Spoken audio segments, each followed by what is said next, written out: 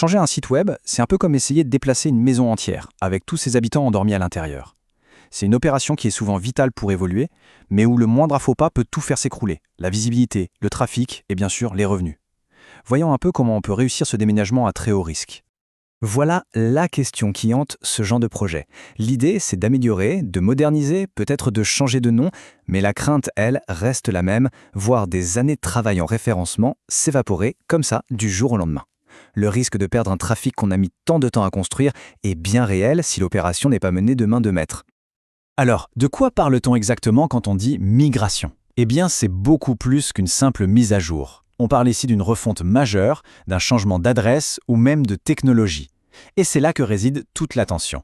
D'un côté, une opportunité de croissance immense, et de l'autre, le moment précis où tout peut basculer. Une planification impeccable, ce n'est donc pas une option, c'est une obligation.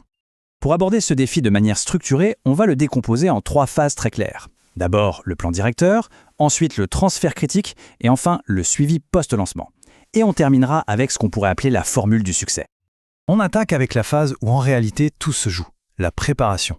C'est ici, bien avant de toucher à la moindre ligne de code, que se dessine la réussite ou l'échec de toute l'opération. C'est la fondation sur laquelle tout le reste va reposer. Ici, le mot d'ordre, c'est d'anticiper. Il faut savoir exactement pourquoi on migre, choisir une date qui évite les pics d'activité et surtout avoir un plan de secours au cas où. L'audit SEO du début, lui, il agit comme une photo avant, une sorte de point de référence pour mesurer l'impact réel. Et bien sûr, la sauvegarde complète, c'est le filet de sécurité absolu, indispensable.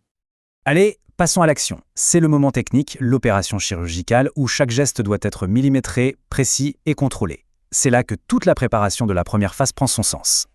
Au cœur de cette opération technique, il y a un élément qui n'est absolument pas négociable, le plan de redirection, les fameuses redirections 301.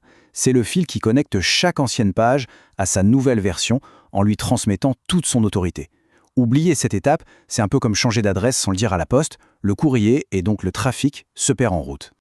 Le flux technique, c'est une véritable chorégraphie. Ça commence par la cartographie. Chaque ancienne URL doit savoir où est sa nouvelle destination. Ensuite, on prépare la nouvelle maison, le serveur, toute l'infra. Vient le déménagement des données, un transfert hyper méticuleux.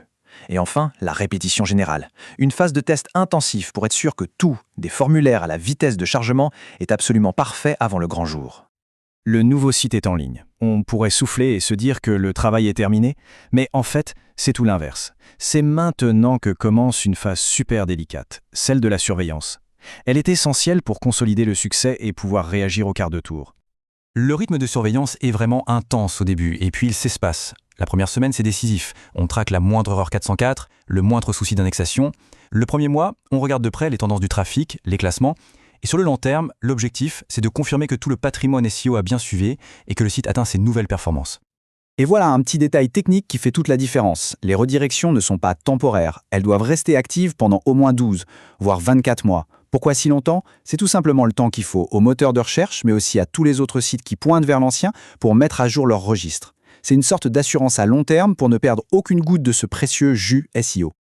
Alors, si on devait distiller tout ça en une formule claire, une migration réussie, en fait, ça repose sur les 3 piliers qu'on vient de voir. Une préparation sans faille, une exécution d'une précision chirurgicale et un suivi super rigoureux.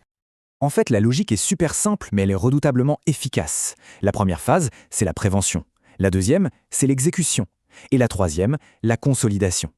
Chaque étape a un objectif unique, et c'est leur enchaînement parfait qui garantit une transition en douceur, sans aucune perte de visibilité.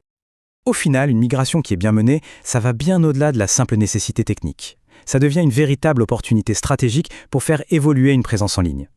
Du coup, la question n'est plus de savoir si le changement est risqué, mais plutôt de savoir si la préparation est à la hauteur de l'opportunité.